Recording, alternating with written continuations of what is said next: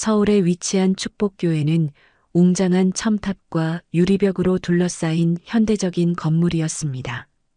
일요일 아침마다 고급 외제차들이 교회 주차장을 가득 메웠고 정장과 원피스를 차려입은 신도들이 밝은 표정으로 교회로 향했습니다. 그 사이로 김순자 할머니가 느린 걸음으로 교회 입구를 향해 걸어갔습니다. 그녀는 30년 넘게 이 교회를 다녔습니다. 연보라색으로 바랜 낡은 코트와 손잡이가 다른 가죽 가방은 그녀의 소박함을 말해주는 듯 했습니다. 김순자 할머니는 매주 단 한 번도 빠짐없이 5만 원을 헌금했습니다. 그 금액은 수십 년간 변함이 없었습니다. 김순자 할머니는 언제나처럼 예배당 맨 뒷자리, 구석자리에 조용히 앉았습니다. 멀리서 보면 그저 평범한 노인네에 불과했습니다. 하지만 그녀의 눈빛에는 30년 신앙의 깊이가 고스란히 담겨 있었습니다. 할머니는 성경책을 무릎 위에 펼치고 찬송가를 작은 목소리로 따라 부르기 시작했습니다. 주님, 오늘도 이곳에 있게 해주셔서 감사합니다. 그녀는 마음속으로 기도했습니다. 그때 갑작스러운 웅성거림과 함께 박진우 담임 목사가 등장했습니다. 그는 3년 전 이 교회에 부임했습니다. 비싼 양복과 반짝이는 시계, 완벽하게 정돈된 머리카락이 그의 외모를 더욱 돋보이게 했습니다. 박진우 담임 목사는 TV 방송에 자주 출연하고 정치인, 기업인들과 교류하는 유명 목사로 교계 내에서 상당한 영향력을 가지고 있었습니다. 교인들은 마치 연예인이라도 본 듯이 그에게 달려갔습니다. 박진우 담임 목사는 환한 미소를 지으며 교인들과 악수했습니다. 특히 그는 교회에 큰 헌금을 내는 부유한 신도들에게 더 오래 시간을 할애했습니다. 겉으로 박진우 담임 목사는 카리스마 있고 열정적으로 보였지만 그의 눈빛 깊은 곳에는 물질에 대한 욕심이 숨겨져 있었습니다. 그는 교회 성장을 위한다는 명목하에 여러 사업을 시작했고 그 과정에서 교회 재정을 불투명하게 관리했습니다. 한편 교회 한쪽에서는 정도윤 부목사가 노인 신도들과 이야기를 나누고 있었습니다. 40대 초반에 그는 2년 전 이 교회에 부임했습니다. 박진우 담임 목사가 화려하고 대외적인 활동에 집중한다면 정도윤 부목사는 주로 노인 신도들과 교육 사역을 담당했습니다. 정도윤 부목사의 얼굴에는 언제나 온화한 미소가 있었습니다. 그는 화려한 옷차림이나 세속적인 것들보다는 성경 말씀과 신도들의 영적 성장에 관심을 두었습니다. 정도윤 부목사는 멀리서 혼자 앉아 있는 김순자 할머니를 발견하고 걸어갔습니다. 할머니, 오늘도 일찍 오셨네요. 정도윤 부목사가 김순자 할머니 옆에 앉으며 말했습니다. 아이고, 정 목사님 30년 습관인데 어떡해요? 김순자 할머니는 미소를 지으며 대답했습니다. 두 사람 사이에는 묘한 친밀감이 있었습니다. 정도윤 부목사는 김순자 할머니의 깊은 신앙심과 삶의 지혜를 존경했고 김순자 할머니는 정도윤 부목사의 진정성과 따뜻함에 마음을 열었습니다. 그들은 종종 예배 전후의 성경 구절에 대해 이야기하며 서로의 신앙을 돈독히 했습니다. 예배가 시작되자 모두가 일어나 찬송가를 불렀습니다. 박진우 담임 목사는 화려한 언변으로 설교를 시작했습니다. 그의 설교는 항상 성공과 번영, 축복에 관한 내용이었습니다. 여러분, 하나님은 우리가 풍요롭게 살기를 원하십니다. 신앙생활도 투자와 같습니다. 우리가 더 많이 심을수록 더 많은 것을 거두게 될 것입니다. 김순자 할머니는 설교를 들으며 깊은 생각에 잠겼습니다. 그녀가 처음 이 교회에 왔을 때는 이런 설교가 아니었습니다. 고인이 된 김영석 목사님은 항상 겸손과 이웃사랑, 희생에 대해 이야기했습니다. 그때와 지금의 교회는 너무나 달랐습니다. 정도윤 부목사도 설교를 들으며 미묘한 불편함을 느꼈습니다. 그는 성경의 본질은 물질적 축복이 아니라 영적 성장과 이웃 사랑이라고 믿었기 때문이었습니다. 하지만 그는 자신의 생각을 드러내지 않았습니다. 박진우 담임 목사의 눈치를 살피며 그저 고개를 끄덕일 뿐이었습니다. 예배가 끝난 후 교인들은 박진우 담임 목사에게 인사하기 위해 줄을 섰습니다. 그는 헌금을 많이 하는 신도들에게는 환한 미소와 긴 대화로 대했습니다. 하지만 김순자 할머니 같은 평범한 노인들에게는 짧은 인사 한마디로 대화를 끝냈습니다. 김순자 할머니는 대답 대신 그저 미소만 지었습니다. 그녀는 이미 익숙해진 듯 했습니다. 그녀의 눈에는 슬픔보다는 깊은 이해와 평온함이 깃들어 있었습니다. 정도윤 부목사는 이 모든 것을 지켜보며 가슴이 아팠습니다. 그는 교회가 나아가야 할 방향에 대해 고민했지만 당장은 그가 할 수 있는 일이 많지 않았습니다. 그저 김순자 할머니와 같은 소외된 교인들에게 더 많은 관심을 기울일 뿐이었습니다. 축복교회의 일요일은 그렇게 평온한 듯 흘러갔습니다. 하지만 그 평온함 아래에는 곧 폭발할 갈등의 씨앗이 깊이 묻혀 있었습니다. 박진우 담임 목사의 사무실은 축복교회에서 가장 화려한 공간이었습니다. 최고급 원목 책상과 가죽 소파, 벽에 걸린 유명 작가의 그림들이 그의 취향을 대변했습니다. 그는 자신의 호화로운 사무실에 앉아 컴퓨터 화면을 들여다보고 있었습니다. 화면에는 교인들의 이름과 헌금 액수가 정리된 엑셀 파일이 펼쳐져 있었습니다. 그는 헌금과 11조를 많이 하는 교인들을 따로 모아 특별 관리를 하고 있었습니다. 그때 문이 열리는 소리가 들렸습니다. 박진우 담임 목사는 재빨리 컴퓨터 화면을 닫았습니다. 축복교회의 핵심 장로 3명이 사무실로 들어왔습니다. 모두 비즈니스 정장 차림이었고 성공한 사업가들이었습니다. 박진우 담임 목사는 미소를 지으며 말했습니다. 오셨군요. 교회 증축 프로젝트 관련해서 논의해야 할 사항이 있습니다. 그 전에 이번 달 주요 헌금자 명단을 검토해 볼까요? 그는 서류 한 장을 장로들에게 건넸습니다. 그 서류에는 1,000만 원 이상 헌금한 교인들의 명단이 적혀 있었습니다. 이분들을 위한 특별 간담회를 다음 주에 열려고 합니다. 좋은 와인과 함께 설교집도 선물할 예정이고요. 장로들은 만족스러운 표정으로 고개를 끄덕였습니다. 그들 역시 그 명단에 이름을 올린 사람들이었습니다. 이번에 정치인들도 몇 분 초대했습니다.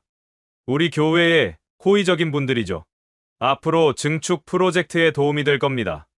박진우 담임 목사가 덧붙였습니다. 회의가 끝나고 장로들이 나간 후 박진우 담임 목사는 다시 컴퓨터 화면을 열었습니다. 그는 헌금과 11조를 많이 하는 교인들에게 보낼 개인적인 감사 카드를 작성하기 시작했습니다. 카드에는 하나님께서 당신의 헌신을 기억하실 것입니다라는 문구와 함께 박진우 담임 목사의 친필 서명이 들어갔습니다. 그날 밤 11시가 넘은 시간, 교회는 고요했습니다. 정도윤 부목사는 사무실에 홀로 남아 다음 주 성경 공부 교재를 준비하고 있었습니다. 노인 신도들을 위한 특별 성경 공부 과정이었기 때문에 더 많은 정성을 들이고 싶었습니다. 이 구절을 어떻게 설명하면 더 쉽게 이해하실 수 있을까? 그때 컴퓨터에 새로운 이메일이 왔다는 알림이 떴습니다. 그의 메일함에는 몇 개의 새 메일이 들어와 있었습니다. 노인회 회장님의 건강 소식, 다음 주 예배 순서 안내, 그리고 박진우 담임 목사로부터 온 메일이 있었습니다. 제목은 핵심 관리 대상 신도 리스트 및 특별 관리 방안이었습니다. 정도윤 부목사는 의아한 마음으로 메일을 열었습니다. 그 메일은 박진우 담임 목사가 교회 핵심 장로들에게 보내려던 것을 정도윤 부목사에게도 잘 못 보낸 것 같았습니다. 존경하는 장로님들과 임원분들, 다음 주 특별 모임에서 논의할 신도 관리 전략 자료를 첨부합니다. 이 내용은 절대 외부에 유출되지 않도록 주의해 주십시오. 호기심에 그 파일을 열어본 정도윤 부목사의 눈이 커졌습니다. 파일에는 교인들의 이름과 헌금 액수가 높은 순으로 정렬되어 있었습니다. 정도윤 부목사는 파일을 스크롤하며 내용을 살펴보았습니다. 월 헌금 500만 원 이상인 신도들, 100만 원 이상 500만 원 미만인 신도들, 100만 원 미만인 신도들이 분류되어 있었습니다. 정도윤 부목사는 신도들의 헌금액과 이름을 기록해 둔다는 것 자체가 충격적이었습니다. 파일 아래쪽에는 헌금 액수별 관리 방안도 써 있었습니다. A등급 월 1회 이상, 개인 연락, 특별 모임 초대, 가족 경조사 참석, B등급 분기별 개인 연락, 주요 행사 초대, C등급 일반 관리, 특별 관리 불필요. 정도윤 부목사의 손이 떨렸습니다. 그는 여기서 멈추지 않았습니다. 박진우 담임 목사가 이런 식으로 신도들의 헌금액으로 등급을 나눠서 관리한다면 교회 재정도 부정적인 방법으로 사용할 것이라고 판단했습니다. 그는 더 많은 것을 알아내기 위해 USB를 들고 박진우 담임 목사의 사무실로 이동했습니다. 어두운 복도를 걸어가며 그는 축복교회의 미래에 대해 생각했습니다. 박진우 담임 목사가 운영하는 교회는 지나치게 세속적이었습니다. 더 큰 건물, 더 화려한 장식, 더 많은 이벤트. 이건 분명히 잘못된 운영 방식이었습니다. 박진우 담임 목사의 사무실에 도착한 정도윤 부목사는 컴퓨터를 켜고 파일을 찾기 시작했습니다. 그 안에서 더 충격적인 내용을 확인했습니다. 교회 헌금 중 일부가 박진우 담임 목사의 개인 계좌로 이체된 내역과 그 돈이 어떻게 사용되었는지에 대한 기록이었습니다. 외제차, 해외여행, 아파트 계약금 등에 대한 금액이 박진우 담임 목사를 위해 사용되고 있었습니다. 정도윤 부목사는 믿을 수 없다는 듯 파일들을 계속 확인했습니다. 하지만 그의 눈앞에 펼쳐진 증거들은 너무나 명백했습니다. 박진우 담임 목사는 교회 재정을 개인 용도로 유용하고 있었고 신도들을 헌금 액수에 따라 차별적으로 대우하고 있었습니다. 갑자기 어딘가에서 소리가 들렸습니다. 누군가 교회에 있었습니다. 정도윤 부목사는 급히 USB를 꺼내 중요 파일들을 복사했습니다. 그의 손은 여전히 떨리고 있었지만 이 증거들을 보존해야 한다는 생각으로 빠르게 움직였습니다. 파일 복사가 끝나자마자 정도윤 부목사는 컴퓨터 화면을 원래 상태로 돌려놓았습니다. 그때 사무실 문이 열렸습니다. 아, 정 목사님 이렇게 늦게까지 계셨군요. 교회 경비원이었습니다. 정도윤 부목사는 안도의 한숨을 내쉬었습니다. 네, 주일 성경 공부 자료를 준비하느라 시간 가는 줄 몰랐네요. 너무 무리하지 마세요. 건강도 중요하니까요. 감사합니다. 곧 마무리하고 가려고요. 경비원이 나간 후 정도윤 부목사는 자신의 사무실로 돌아왔습니다. 그는 USB를 책상 서랍에 넣고 잠갔습니다. 이제 어떻게 해야 할지 고민이 깊어졌습니다. 이걸 누구에게 말해야 하지? 장로님들? 아니, 그들도 박 목사님 편이야. 경찰? 하지만 그러면 교회가 세상의 웃음거리가 될 거야. 정도윤 부목사는 깊은 고민에 빠졌습니다. 그는 자신이 발견한 사실을 알려야 한다고 생각했지만 그 방법과 시기를 신중하게 선택해야 했습니다. 결국 그는 일단 더 많은 증거를 모으기로 결심했습니다. 그날 밤 정도윤 부목사는 오랫동안 잠들지 못했습니다. 하나님, 저에게 지혜를 주세요. 옳은 길을 보여주세요. 정도윤 부목사의 기도는 간절했습니다. 며칠 동안 정도윤 부목사의 마음은 무거웠습니다. 그가 발견한 비밀은 그를 깊은 도덕적 딜레마에 빠뜨렸습니다. 정도윤 부목사는 고민 끝에 교회 내 신뢰할 수 있는 동료 목사인 김재훈 목사에게 조심스럽게 이야기를 꺼냈습니다. 두 사람은 교회 카페에서 만났습니다. 주변을 살핀 후 정도윤 부목사는 작은 목소리로 말을 시작했습니다. 재훈 목사님, 제가 며칠 전에 우연히 발견한 것이 있는데 박 담임 목사님이 교인들을 헌금 액수에 따라 등급을 매기고 차별하고 계시더군요. 게다가 교회 헌금 일부가 개인 계좌로 흘러들어가는 정황도 발견했습니다. 김재훈 목사의 얼굴이 순간 창백해졌습니다. 정 목사님, 그런 말 함부로 하면 큰일 납니다. 증거가 있습니까? 정도윤 부목사는 USB를 조금만 꺼내 보였다가 다시 주머니에 넣었습니다. 모든 증거가 여기 있습니다. 김재훈 목사는 깊게 한숨을 내쉬었습니다. 정 목사님, 이 이야기 다른 사람에게 한 적 있습니까? 아직 없습니다. 어떻게 해야 할지 몰라서요. 김재훈 목사는 고개를 좌우로 저었습니다. 그의 표정은 근심으로 가득했습니다. 아무에게도 말하지 마세요. 김태준 목사님 기억하시죠? 2년 전 인근 교회 담임 목사였던 분이요. 정도윤 부목사는 고개를 끄덕였습니다. 그 이름은 익숙했습니다.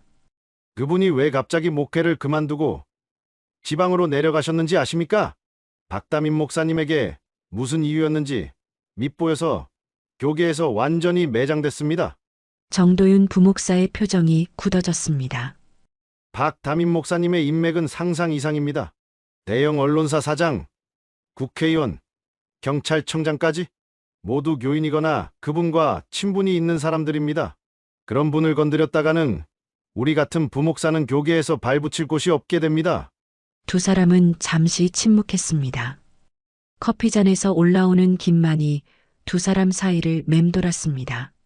그렇다고 이대로 두면 교회가 점점 더 타락할 텐데요. 정도윤 부목사가 마침내 입을 열었습니다. 저도 압니다. 하지만 현실적으로 우리가 할 수 있는 일이 없어요.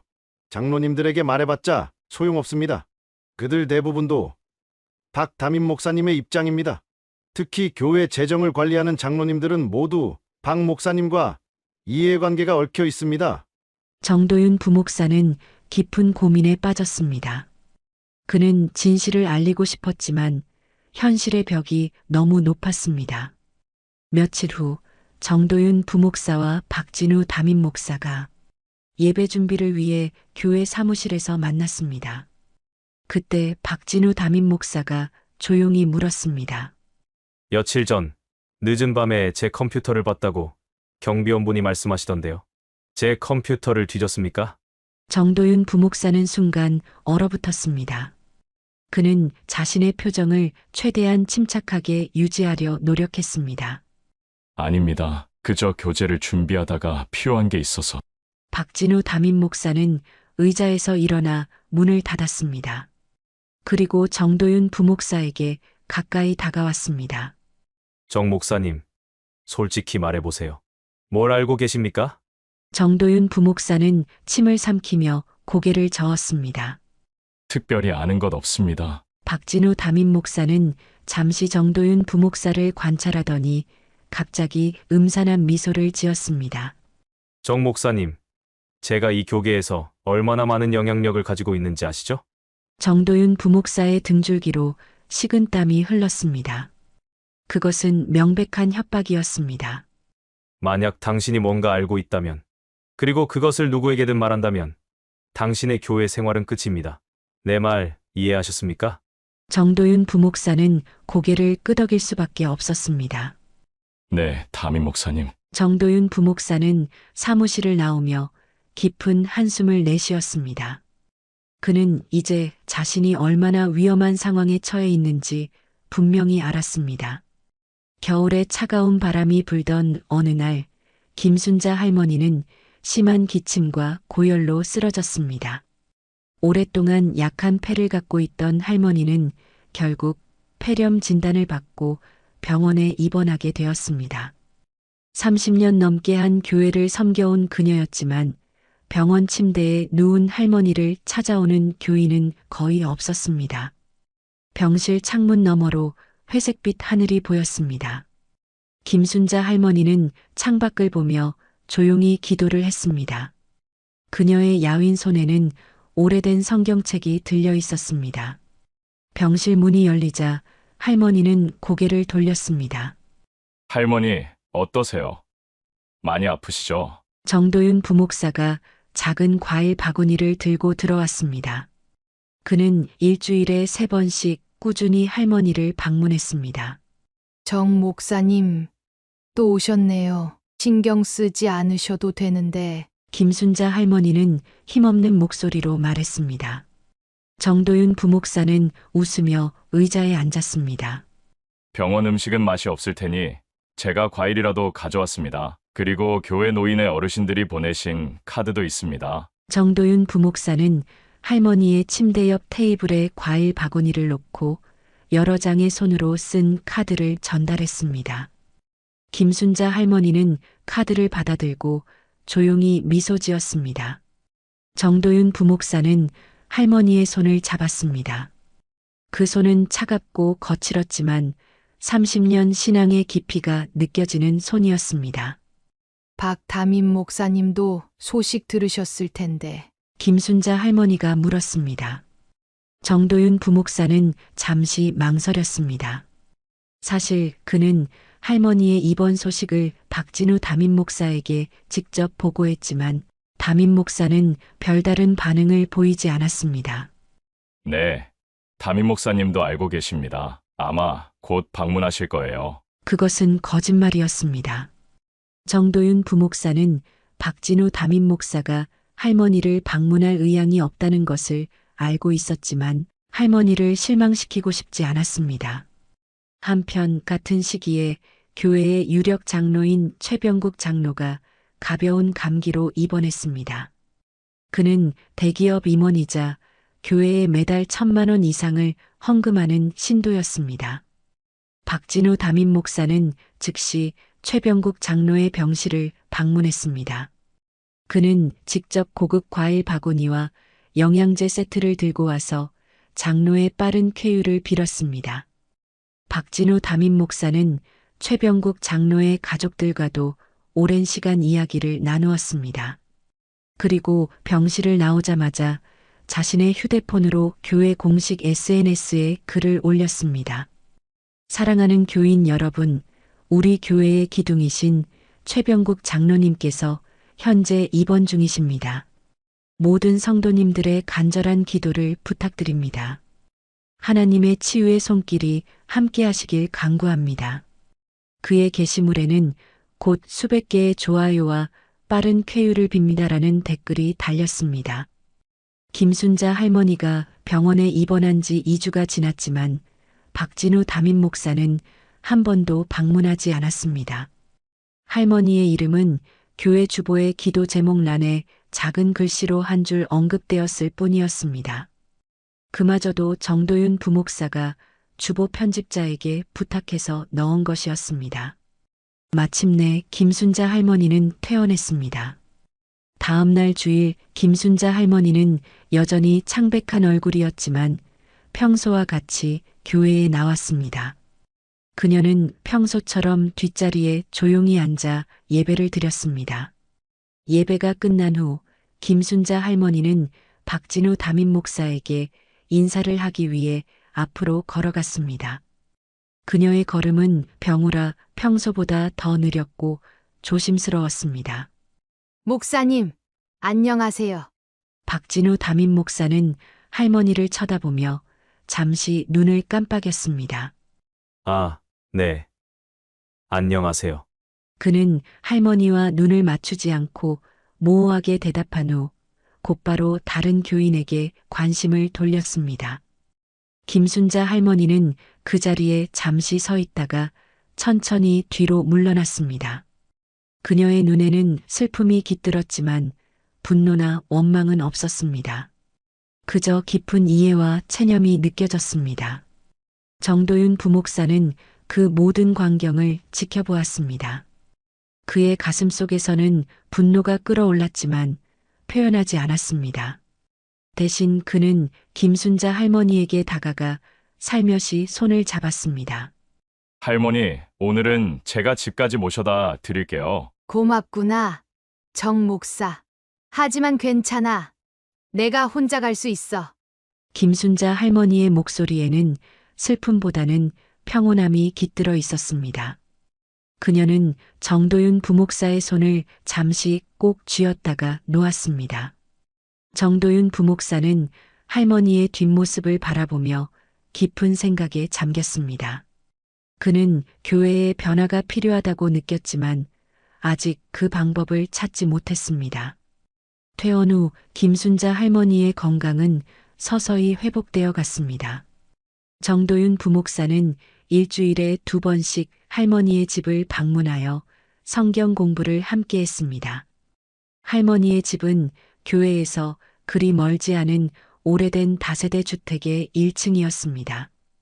비록 작고 소박했지만 깨끗하고 정갈하게 정돈되어 있었습니다.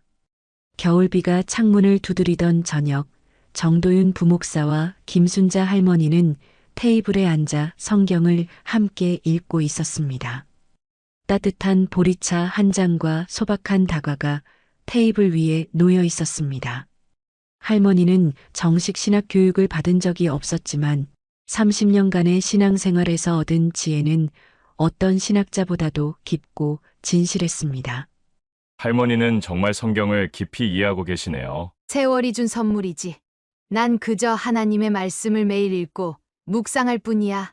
정도윤 부목사는 할머니의 성경책을 보았습니다. 페이지마다 작은 필체로 메모가 가득했고 많이 넘겨서 다른 흔적이 역력했습니다. 할머니, 이 성경책은 언제부터 사용하신 거예요? 내가 이 교회에 처음 나왔을 때부터야 김영석 목사님이 주신 거지. 김영석 목사는 축복교회의 전임 목사로 8년 전 은퇴했습니다.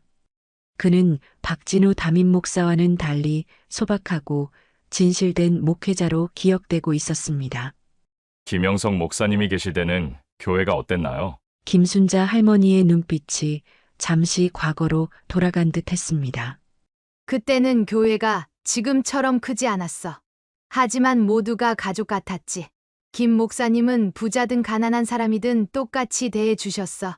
주일마다 노인들의 손을 일일이 잡아주시고 아픈 교인이 있으면 직접 병원에 찾아가셨지. 설교도 화려하지 않았지만 진심이 느껴졌어. 정도윤 부목사는 할머니의 말을 들으며 현재의 교회 모습과 비교했습니다. 지금의 축복교회는 화려하고 규모가 컸지만 그 과정에서 잃어버린 것들이 너무 많았습니다. 요즘 교회가 많이 달라졌죠? 김순자 할머니는 고개를 끄덕였습니다. 세상이 변하듯 교회도 변하는 법이지. 하지만 중요한 건 변해도 되는 것과 변해서는 안 되는 것을 구분하는 거야. 변해서는 안 되는 것이 뭐라고 생각하세요? 사랑이지. 하나님에 대한 사랑, 이웃에 대한 사랑, 그리고 돈보다 사람을 귀하게 여기는 마음. 정도윤 부목사는 할머니의 말에 깊은 공감을 느꼈습니다. 그는 용기를 내어 자신의 고민을 털어놓기로 했습니다. 할머니, 사실 박 담임 목사님에 대해 제가 알게 된 것이 있습니다. 정도윤 부목사는 조심스럽게 자신이 발견한 비리에 대해 이야기했습니다. 신도 등급 분류, 교회 헌금의 개인적 유용, 그리고 노인 신도들에 대한 차별적 태도까지. 그는 할머니가 충격을 받을까 걱정했지만 김순자 할머니의 표정은 의외로 평온했습니다. 할머니, 놀라지 않으세요? 김순자 할머니는 고개를 저었습니다. 난 이미 알고 있었단다. 알고 계셨다고요? 어떻게? 나이를 먹으면 눈은 어두워져도 마음의 눈은 더 밝아지는 법이야. 박 목사가 처음 왔을 때부터 난 그의 속을 봤어. 설교는 화려했지만 그의 눈빛에는 욕심이 있었지. 정도윤 부목사는 할머니의 통찰력에 놀랐습니다. 그런데 왜 아무 말씀도 안 하셨어요? 교회를 떠나지도 않고. 김순자 할머니는 창밖으로 내리는 비를 바라보며 말했습니다. 이 교회는 내 삶의 전부나 다름없단다. 내가 가장 어려울 때 이 교회가 나를 품어주었고, 김영석 목사님의 말씀이 나를 살게 했어. 난 이 교회를 절대 떠날 수 없어. 정도윤 부목사는 할머니의 깊은 헌신에 감동했습니다. 하지만 이대로 두면 교회는 점점 더 타락할 텐데요. 걱정 마. 때가 되면 모든 것이 드러날 거야. 하나님의 뜻대로. 할머니의 말에는 이상한 확신이 담겨 있었습니다. 정도윤 부목사는 의아함을 느꼈지만 할머니의 평온한 모습에서 깊은 신앙의 힘을 느꼈습니다. 그는 더 이상 묻지 않기로 했습니다. 그들의 성경 공부는 계속되었습니다. 정도윤 부목사와 김순자 할머니는 꾸준히 만나 말씀을 나누고 기도했습니다. 정도윤 부목사는 할머니와의 대화를 통해 많은 것을 배웠습니다. 할머니의 단순하지만 깊은 믿음, 어떤 상황에서도 흔들리지 않는 평온함, 그리고 모든 사람을 품는 넓은 마음까지. 그는 점점 더 할머니를 존경하게 되었고 그녀의 지혜에 의지하게 되었습니다. 어느 날 성경 공부를 마치고 돌아가려는 정도윤 부목사에게 김순자 할머니가 말했습니다. 정 목사님, 당신은 진정한 목자의 마음을 가진 사람이에요. 언젠가 당신이 이 교회를 올바른 방향으로 이끌 거라고 믿어. 저요? 저는 아직 하나님은 사람의 겉모습이 아니라 중심을 보신다고 했잖아요. 당신의 때가 올 거예요. 정도윤 부목사는 할머니의 말에 깊은 감동을 받았습니다. 그렇게 그들의 관계는 단순한 목회자와 신도의 관계를 넘어 서로를 이해하고 지지하는 깊은 유대감으로 발전했습니다. 정도윤 부목사에게 김순자 할머니는 스승이자 지지자였고 김순자 할머니에게 정도윤 부목사는 희망이자 교회의 미래였습니다. 날씨가 따뜻해지기 시작한 3월의 어느 날 축복교회 게시판에는 거대한 현수막이 걸렸습니다. 축복교회 메가처치 확장 프로젝트, 하나님의 영광을 위한 더 큰 성전. 현수막에는 웅장한 새 예배당과 각종 부대시설이 포함된 조감도가 화려하게 그려져 있었습니다. 박진우 담임 목사는 이 프로젝트를 자신의 목회 생활 최대 업적으로 여겼습니다.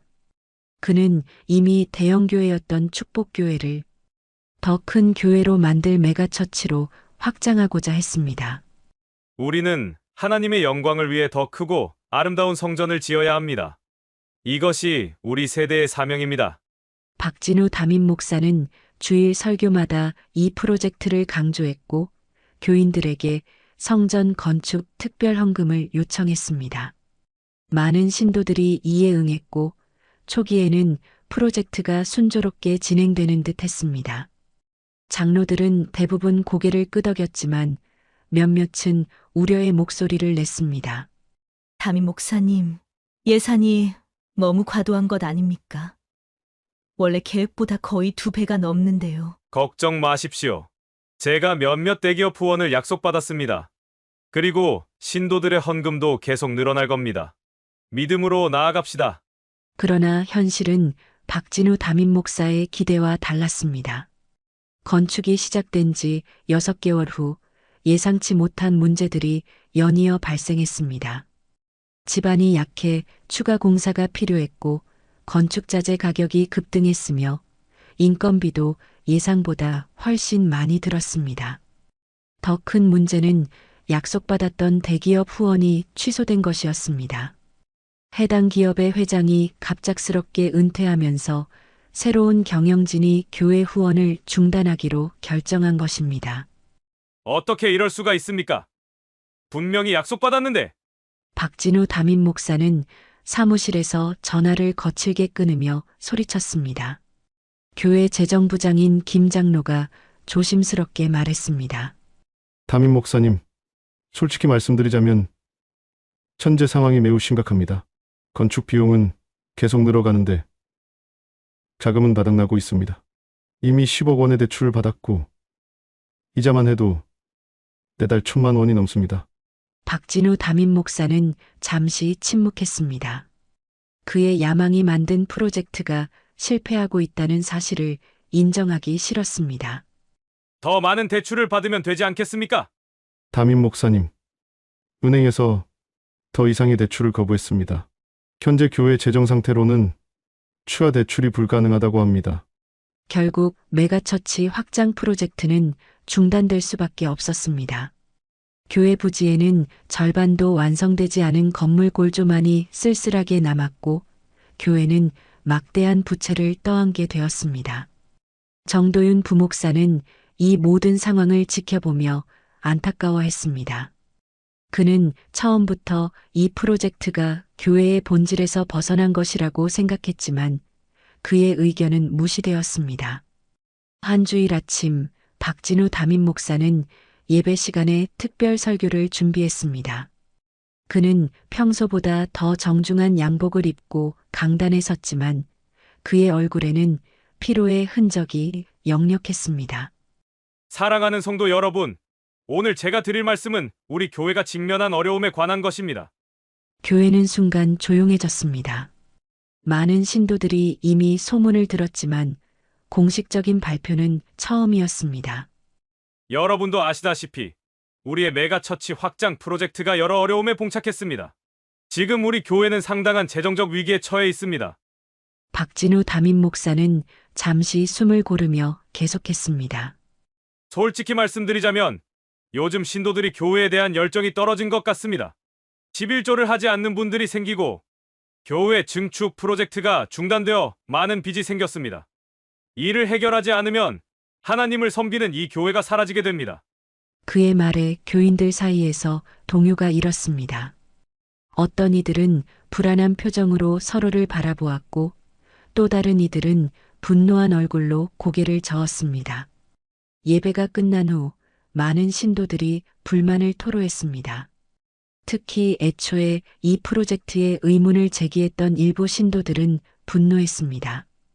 그러나 아직도 많은 신도들은 여전히 박진우 담임 목사를 신뢰했고 많은 이들이 더 많은 헌금을 하기 시작했습니다. 특히 부유한 신도들은 상당한 금액을 헌금했고 이는 박진우 담임 목사에게 잠시나마 안도감을 주었습니다. 그러나 은행에서 온 통지서는 냉혹했습니다. 한 개월 내에 대출금 5억 원을 상환하지 않을 경우 담보로 잡힌 교회 부지에 대한 경매 절차를 시작할 예정입니다. 박진우 담임 목사는 자신의 사무실에 홀로 앉아 그 통지서를 바라보았습니다. 그의 꿈이었던 메가처치는 이제 악몽이 되어 그를 괴롭히고 있었습니다. 그는 어떻게든 이 위기를 극복해야 했습니다. 그의 명성, 그의 지위, 그리고 그의 미래가 모두 이 교회에 달려 있었기 때문입니다. 그는 헌금을 더 강하게 압박하기로 결심했습니다.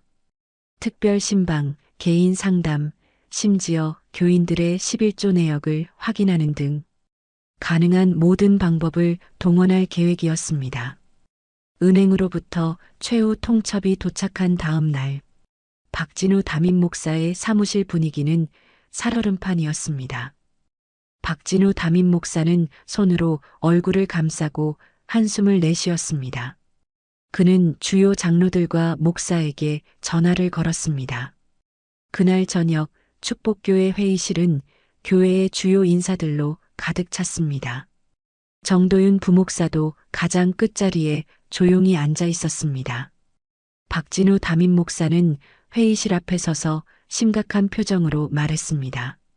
여러분, 오늘 우리는 교회 역사상 가장 큰 위기를 맞았습니다. 은행에서 일주일 내로 5억 원을 상환하지 않으면 교회 부지를 압류하겠다고 통보해 왔습니다. 회의실에 충격의 물결이 퍼졌습니다. 박진우 담임 목사는 잠시 망설이다가 말했습니다. 프로젝트 비용이 예상보다 2배 이상 들었고 약속받았던 대기업 후원이 취소되었습니다. 하지만 지금 중요한 것은 원인이 아니라 해결책입니다. 그는 테이블 위에 서류 한 장을 올려놓았습니다. 오늘 밤 이 자리에 계신 여러분들께 특별 헌금을 부탁드립니다. 우리 교회의 핵심 리더로서 여러분들이 먼저 모범을 보여주셔야 합니다. 박진우 담임 목사의 요청에 회의실은 어색한 침묵에 빠졌습니다. 박진우 담임 목사는 계속해서 계획을 설명했습니다. 그리고 내일 저녁 우리 교회 대기업 임원분 등 50명을 초대해 교회 위기 극복을 위한 특별 모임을 갖겠습니다. 정도윤 부목사는 이 계획이 얼마나 세속적인지 깨달았습니다. 동시에 교회의 주요 인사들이 모인 이 자리에서 신도를 돈으로 보는 것을 보고 박진우 담임 목사가 점점 망가져가는 것을 느꼈습니다. 이것은 더 이상 신앙의 영역이 아니었습니다. 그것은 마치 기업의 자금 조달 회의와도 같았습니다. 회의가 끝난 후 정도윤 부목사는 몇몇 장로들이 박진우 담당 목사에 대한 불판을 작게 이야기하는 것을 들었습니다. 그날 밤 정도윤 부목사는 깊은 고민에 빠졌습니다. 교회는 점점 더 영적 본질에서 벗어나고 있었고 박진우 담임 목사는 현실을 직시하지 못한 채 더 극단적인 방법을 모색하고 있었습니다. 그는 이제 무언가 행동해야 할 때가 왔다고 느꼈습니다. 그렇게 은행이 정한 대출금 상환 마감일이 가까워져 가고 있었습니다. 축복교회는 그 어느 때보다 긴장된 분위기에 휩싸였습니다. 박진우 담임 목사의 얼굴은 날이 갈수록 어두워졌고 그의 언행은 점점 더 예민해졌습니다.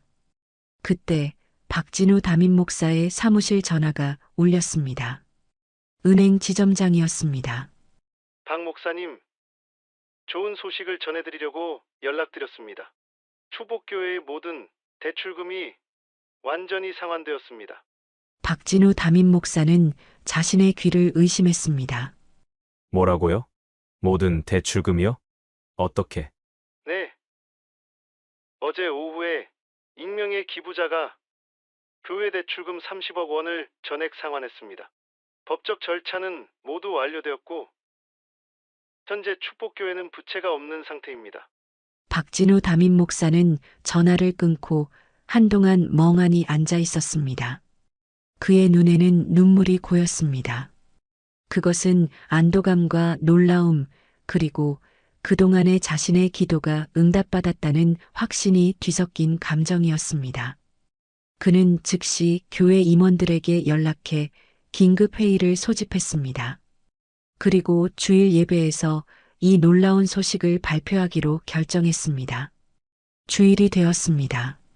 축복교회 본당은 신도들로 가득 찼습니다. 모두가 교회의 운명이 어떻게 될지 초조한 마음으로 기다리고 있었습니다. 예배당 가장 뒷자리에는 김순자 할머니가 평소처럼 조용히 앉아 있었습니다. 박진우 담임 목사는 화려한 양복을 입고 강단에 올랐습니다. 그의 얼굴에는 오랜만에 환한 미소가 번졌습니다. 사랑하는 성도 여러분, 오늘 저는 하나님의 놀라운 축복과 응답의 소식을 전하고자 합니다. 박진우 담임 목사의 목소리는 예배당 구석구석까지 울려 퍼졌습니다. 여러분도 아시다시피 우리 교회는 큰 재정적 위기에 처해 있었습니다. 은행에서는 대출금을 상환하지 않으면 교회 부지를 압류하겠다고 위협했습니다. 교인들은 숨죽여 그의 말을 경청했습니다. 그러나 하나님께서는 우리의 기도를 들으셨습니다. 지난 금요일 익명의 기부자가 나타나 우리 교회의 모든 대출금 30억 원을 전액 상환했습니다. 예배당의 놀라움의 탄성이 터져나왔습니다. 교인들은 서로를 바라보며 기쁨과 안도감을 나누었습니다. 이것이 바로 하나님의 능력입니다. 제가 밤낮으로 기도했고 하나님께서 응답하셨습니다. 우리 교회는 이제 빚에서 완전히 자유롭게 되었습니다. 박진우 담임 목사는 두 팔을 하늘로 들어올리며 승리의 몸짓을 취했습니다. 교인들 중 일부는 박수를 치며 환호했습니다. 이제 우리는 주저없이 하나님의 사역을 계속해 나갈 수 있습니다. 중단되었던 메가처치 프로젝트도 곧 재개할 수 있을 것입니다. 그때였습니다. 예배당 맨 뒷자리에서 누군가가 천천히 일어났습니다. 김순자 할머니였습니다. 그녀는 평소와 다름없는 소박한 옷차림으로 낡은 가방을 들고 천천히 앞으로 걸어 나왔습니다. 정도윤 부목사가 놀란 표정으로 할머니를 바라보았지만 할머니의 얼굴에는 평온함이 깃들어 있었습니다. 김순자 할머니는 천천히 강단 쪽으로 걸어갔습니다. 교인들의 시선이 그녀에게 쏠렸습니다. 박진우 담임 목사는 당황한 표정으로 그녀를 바라보았습니다. 무슨 일이십니까? 지금은 예배 중입니다. 김순자 할머니는 강단 바로 앞에 서서 마이크를 향해 조용하지만 단호한 목소리로 말했습니다. 그 대출금은 제가 갚은 것입니다. 예배당은 순간 정적에 빠졌습니다. 교인들은 서로를 바라보며 의아한 표정을 지었습니다. 박진우 담임 목사는 잠시 할 말을 잃었다가 곧 비웃듯 대답했습니다. 농담이 심하시네요. 대출금이 30억 원인데 어떻게 할머니께서 그런 금액을? 김순자 할머니는 아무 말 없이 자신의 낡은 가방에서 서류 봉투를 꺼냈습니다. 그녀는 천천히 봉투를 열고 몇 장의 서류를 꺼냈습니다. 이것은 은행 송금 증명서입니다. 할머니는 서류를 들어 보였습니다. 그것은 분명히 은행의 공식 서류였고 거기에는 김순자 명의로 축복교회의 대출금 30억 원이 완전히 상환되었다는 내용이 기록되어 있었습니다. 예배당은 완전한 침묵에 빠졌습니다. 모든 교인들의 눈이 김순자 할머니에게 고정되었습니다. 그녀의 목소리는 작았지만 그 어느 때보다 강력했습니다. 30년 동안 저는 익명으로 이 교회를 지원해 왔습니다. 교회가 어려울 때마다 제가 도움의 손길을 내밀었습니다. 하지만 최근 몇 년간 저는 이 교회가 원래의 가치에서 점점 멀어지는 것을 보았습니다. 박진우 담임 목사는 자신의 사욕을 채우기 위해 신도들을 이용했습니다. 이런 교회는 교회가 아닙니다. 그저 사업체에 불과합니다. 김순자 할머니는 잠시 숨을 고르고 계속했습니다. 그동안 박진우 담임 목사의 악행을 알면서도 참아왔지만 이제는 진실을 밝힐 때가 왔다고 생각했습니다. 그래서 이 자리에 선 것입니다. 그때 정도윤 부목사가 자리에서 일어나 김순자 할머니 옆으로 다가섰습니다. 정도윤 부목사는 주머니에서 USB를 꺼냈습니다. 박진우 담임 목사는 그동안 잘못된 방법으로 교회를 운영해왔습니다. 이 USB에는 박 담임 목사님이 교인들을 헌금 액수에 따라 등급을 나누고 교회 자금을 개인적으로 유용한 증거가 들어 있습니다. 예배당에 충격의 물결이 퍼졌습니다. 몇몇 교인들은 놀라움을 감추지 못했고 일부는 박진우 담임 목사를 분노의 눈빛으로 바라보았습니다. 박진우 담임 목사는 마치 벼락을 맞은 듯 서 있었습니다. 그의 확신에 찬 표정은 이제 공포와 당혹감으로 변했습니다. 이건 음모입니다. 저를 몰아내려는 음모라고요. 김순자 할머니는 천천히 고개를 저었습니다. 음모가 아닙니다. 그저 진실이 드러난 것뿐입니다. 그녀의 목소리에는 분노나 원망이 없었습니다. 그저 깊은 슬픔과 평온함만이 깃들어 있었습니다. 박진우 담임 목사는 이제 완전히 궁지에 몰렸습니다. 그 순간 박진우 담임 목사가 할머니를 향해 걸어가기 시작했습니다. 교인들은 그가 무슨 행동을 할지 긴장된 표정으로 지켜보았습니다. 정도윤 부목사는 본능적으로 할머니 앞에 서려 했지만 김순자 할머니는 그를 살짝 만류했습니다. 박진우 담임 목사가 김순자 할머니 앞에 다가서자 갑자기 그의 다리가 꺾였습니다. 그는 할머니 앞에 무릎을 꿇었습니다. 그 순간 예배당에는 충격의 물결이 퍼졌습니다. 누구도 그가 무릎을 꿇는 모습을 상상하지 못했습니다. 그의 목소리는 떨렸습니다. 눈물이 그의 뺨을 타고 흘러내렸습니다. 할머니, 모든 교인 여러분, 진심으로 참여합니다. 제가 잘못했습니다. 그의 말에 예배당은 완전한 침묵에 빠졌습니다. 모든 사람들의 눈이 그에게 고정되었습니다. 교회를 성장시키려는 열망이 너무 컸습니다. 더 많은 신도들을 모으고 더 큰 교회를 만들기 위해서 이런 방법을 쓸 수밖에 없었습니다. 그의 목소리는 진심으로 들렸지만 그의 말 속에는 여전히 자기 변명의 색채가 짙었습니다.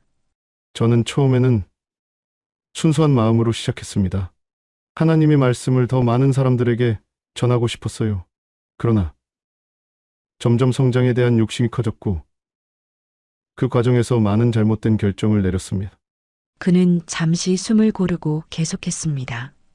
하지만 제가 모든 것을 이룰 수는 없습니다.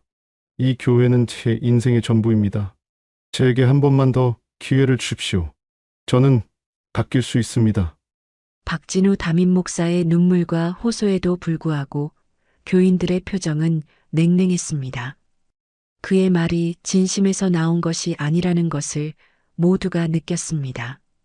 그것은 교회에 대한 사랑이 아닌 자신의 지위와 명예를 지키려는 필사적인 시도였습니다. 그는 김순자 할머니의 손을 잡으려 했지만 할머니는 부드럽게 피했습니다. 김순자 할머니는 박진우 담임 목사를 내려다보았습니다. 그녀의 눈에는 분노나 원망이 아닌 깊은 통찰력과 지혜가 담겨 있었습니다. 그녀는 평생의 경험과 신앙으로 그의 말이 진심이 아니라는 것을 간파했습니다. 박 목사님, 할머니의 목소리는 조용했지만 그 무게감은 예배당 구석구석까지 전해졌습니다. 무릎은 하나님 앞에만 꿇는 것입니다. 진정한 회개는 행동으로 보여주세요. 김순자 할머니의 말에 예배당은 숨을 죽였습니다. 그녀의 단 한마디가 박진우 담임 목사의 긴 호소보다 더 강력하게 모든 이의 마음을 울렸습니다. 할머니는 천천히 계속했습니다. 저는 당신을 미워하지 않습니다. 하나님께서는 우리 모두를 사랑하시니까요. 하지만 사랑이 용서를 의미하는 것은 아닙니다. 진정한 용서는 진정한 회개 이후에만 가능합니다. 할머니의 눈빛은 단호했습니다. 그녀의 표정에서는 어떠한 동요도 찾아볼 수 없었습니다. 30년간의 신앙과 삶의 지혜가 그녀의 모든 말과 행동에 깃들어 있었습니다. 하나님 앞에서는 우리 모두가 똑같은 자녀입니다. 부자도, 가난한 이도, 목사도, 교인도 모두 같습니다. 박진우 담임 목사는 여전히 무릎을 꿇은 채 할머니를 바라보았습니다. 그의 눈에는 이제 다른 감정이 스쳐 지나갔습니다. 그것은 두려움이었습니다. 자신의 계획이 모두 무너지고 그토록 지키려 했던 지위와 명예가 순식간에 사라질 것이라는 두려움이었습니다. 박진우 담임 목사는 마지막 희망마저 사라지는 것을 느꼈습니다. 그는 천천히 일어섰습니다. 그의 얼굴에는 이제 모든 것을 포기한 듯한 표정이 역력했습니다. 그는 마지막으로 한 번 더 교인들을 둘러보았습니다. 한때 그를 열광적으로 지지하던 교인들의 눈에는 이제 실망과 분노, 그리고 연민이 뒤섞여 있었습니다. 그는 천천히 강단을 내려와 출구를 향해 걸어갔습니다. 교인들은 그에게 길을 열어주었습니다. 아무도 그를 막거나 말을 걸지 않았습니다. 예배당 문이 닫히고 박진우 담임 목사의 발자국 소리가 멀어지자 예배당에는 묘한 정적이 흘렀습니다. 마치 오랜 폭풍이 지나간 후에 고요함 같았습니다. 김순자 할머니의 얼굴에는 피로함이 스쳤지만 동시에 깊은 평화로움도 깃들어 있었습니다. 정도윤 부목사가 말을 건넸습니다. 괜찮으세요, 할머니? 응, 괜찮단다. 이제 모든 것이 제자리를 찾아갈 거야. 그 말을 들은 정도윤 부목사는 다시 강단으로 나가 말을 이어나갔습니다. 교인 여러분, 오늘은 우리 교회에 큰 변화가 있는 날입니다. 혼란스럽고 힘든 시간이지만 이것이 우리 교회가 본래의 가치로 돌아가는 계기가 될 것입니다. 그는 김순자 할머니를 향해 고개를 숙였습니다. 김순자 권사님, 30년 동안의 헌신과 사랑에 깊이 감사드립니다. 앞으로 교회의 방향에 대해 권사님의 의견도 듣고 싶습니다. 그 말을 들은 김순자 할머니는 천천히 일어나 앞으로 걸어갔습니다. 그녀가 강단에 서자 모든 교인들이 존경의 눈빛으로 그녀를 바라보았습니다. 저는 복잡한 말을 할 줄 모릅니다. 그저 제가 30년 전 이 교회에 처음 왔을 때 느꼈던 것을 말씀드리고 싶습니다. 할머니의 목소리는 작았지만 모든 이의 귀에 또렷이 들렸습니다. 이 교회는 처음에 소박했지만 진정한 사랑과 믿음이 있었습니다. 김영석 목사님은 늘 말씀하셨어요. 교회는 건물이 아니라 사람이고 신앙은 말이 아니라 행동이라고. 그녀의 말에 많은 교인들이 고개를 끄덕였습니다. 저는 이 교회가 다시 그 본질로 돌아가길 바랍니다. 크고 화려한 건물보다는 모든 이에게 열린 마음과 진정한 사랑이 있는 교회로요. 할머니는 잠시 숨을 고르고 계속했습니다. 그리고 이 교회를 이끌 새로운 지도자로 저는 정도윤 목사님을 추천합니다. 그는 지난 몇 년간 진정한 신앙심으로 모든 교인들, 특히 소외된 이들을 돌봐왔습니다. 정도윤 부목사는 놀란 표정으로 할머니를 바라보았습니다. 그는 준비가 되어 있지 않았습니다. 교인들 사이에서 동의하는 목소리가 높아졌습니다. 정도윤 부목사는 여전히 믿기지 않는 표정이었습니다. 김순자 할머니는 따뜻한 미소를 지으며 그에게 다가갔습니다. 두려워하지 마세요. 하나님께서 함께 하실 겁니다. 그리고 저도 모든 교인들도 당신과 함께 할 것입니다. 할머니의 말에 정도윤 부목사의 눈에 눈물이 고였습니다. 그는 깊게 고개를 숙였습니다. 한편 예배당 밖으로 나가는 박진우 담임 목사의 뒷모습은 처량했습니다.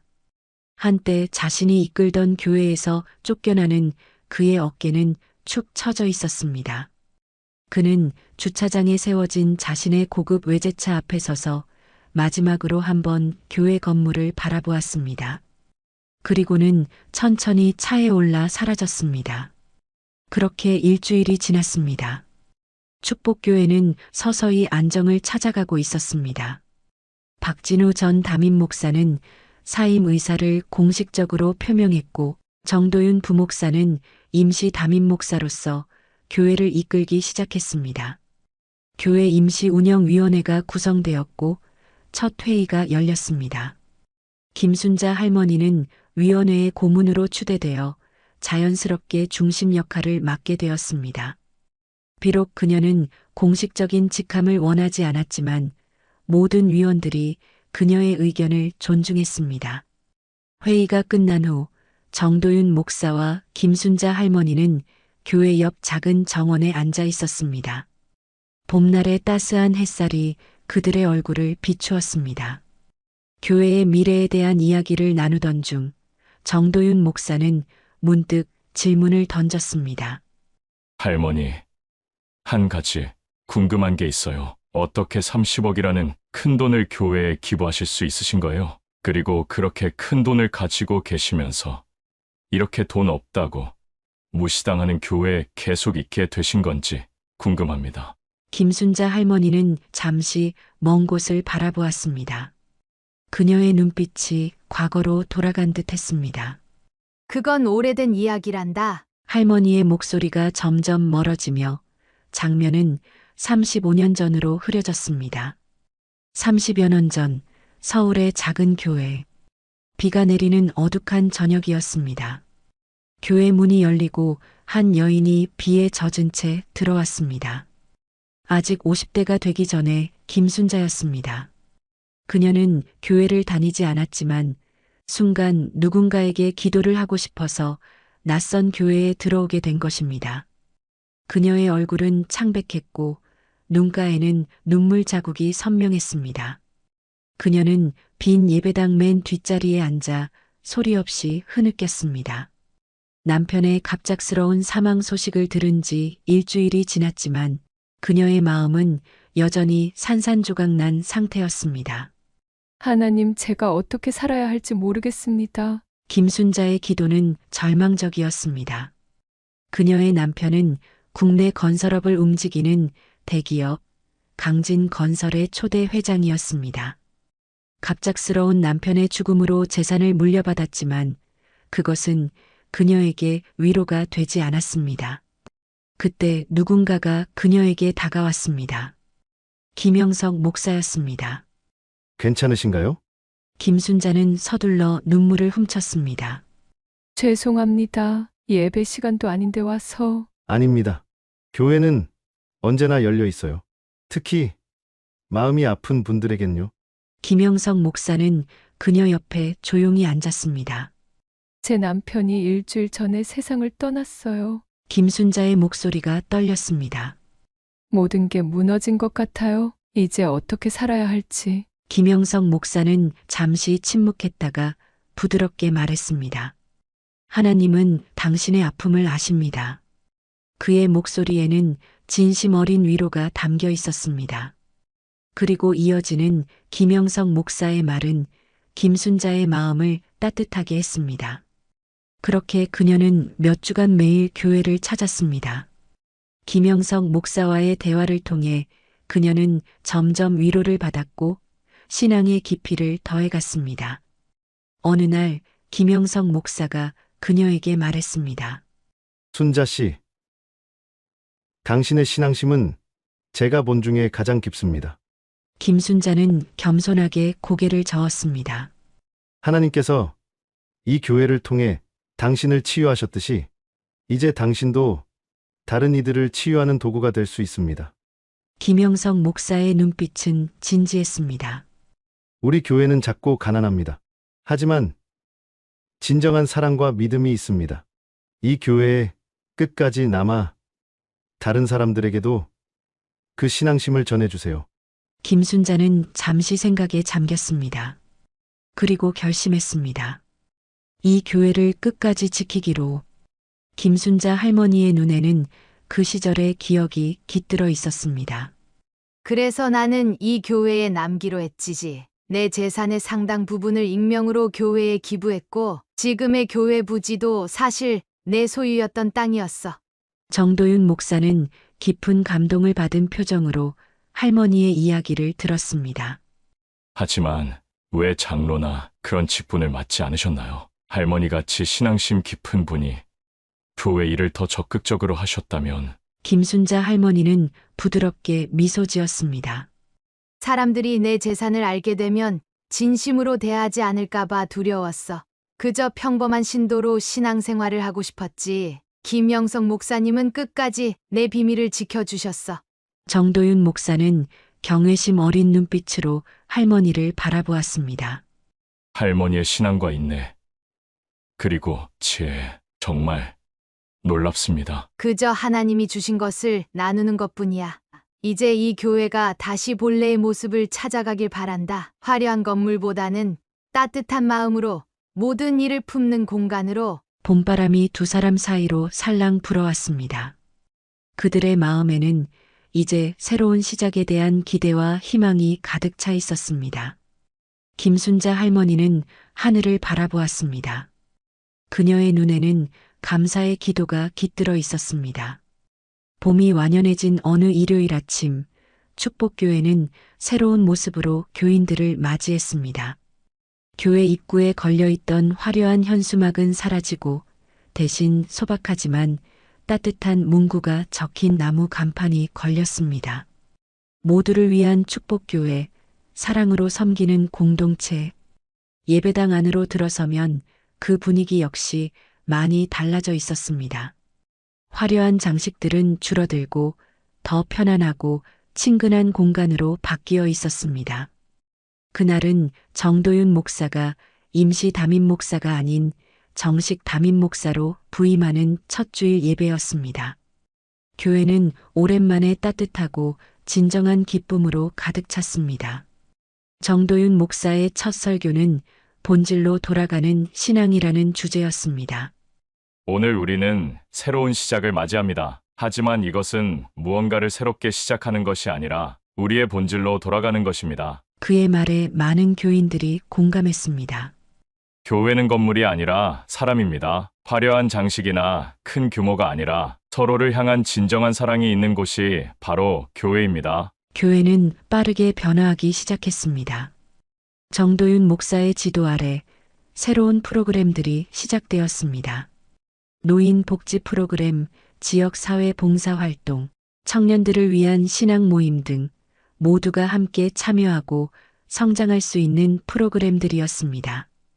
재정 관리도 완전히 투명해졌습니다. 매달 모든 수입과 지출 내역이 교인들에게 공개되었고 중요한 결정은 위원회를 통해 이루어졌습니다. 더 이상 비밀스러운 계좌나 불분명한 지출은 없었습니다. 시간이 흐르면서 축복교회는 다시 활기를 찾았습니다. 교인들은 더 이상 헌금 액수나 사회적 지위로 판단받지 않았고 모두가 동등하게 존중받았습니다. 이전에 떠났던 교인들 중 일부가 돌아오기 시작했고 새로운 신도들도 늘어났습니다. 무엇보다 중요한 것은 교회 안에 진정한 사랑과 믿음의 분위기가 회복되었다는 것입니다. 이것은 김순자 할머니가 30년 동안 꿈꿔왔던 교회의 모습이었습니다. 가을의 어느 평화로운 오후, 정도윤 목사와 김순자 할머니는 교회 뒷뜰에 있는 작은 벤치에 나란히 앉아 있었습니다. 그들 앞으로는 노란 은행나무 잎이 천천히 떨어지고 있었습니다. 할머니, 지난 몇 달간 교회가 정말 많이 변했어요. 그래, 좋은 방향으로 말이야. 모두 할머니 덕분이에요. 김순자 할머니는 고개를 저었습니다. 이건 모두 하나님의 은혜야. 우리는 그저 그 은혜를 전하는 도구일 뿐이지. 두 사람은 잠시 침묵 속에서 은행나무 잎이 떨어지는 모습을 바라보았습니다. 그 침묵 속에는 깊은 평화와 감사가 담겨 있었습니다. 정 목사, 우리 함께 기도할까? 네, 할머니. 두 사람은 눈을 감고 고개를 숙였습니다. 그들의 기도는 소리 없었지만 그 안에는 교회의 과거와 현재, 그리고 미래를 향한 깊은 감사와 소망이 담겨 있었습니다. 햇살이 두 사람을 따뜻하게 비추는 가운데 축복교회는 이제 진정한 의미에서 새로운 시작을 맞이했습니다. 그것은 화려함이나 크기를 추구하는 것이 아닌 진정한 신앙과 사랑으로 돌아가는 여정이었습니다. 정도윤 목사와 김순자 할머니가 나란히 앉아 기도하는 모습은 이 교회가 앞으로 나아갈 방향을 상징하는 것 같았습니다. 세대를 넘어선 지혜와 열정의 조화, 그리고 무엇보다 하나님을 향한 변함없는 사랑과 헌신이 그 중심에 있었습니다. 축복교회의 새로운 장이 시작되었습니다.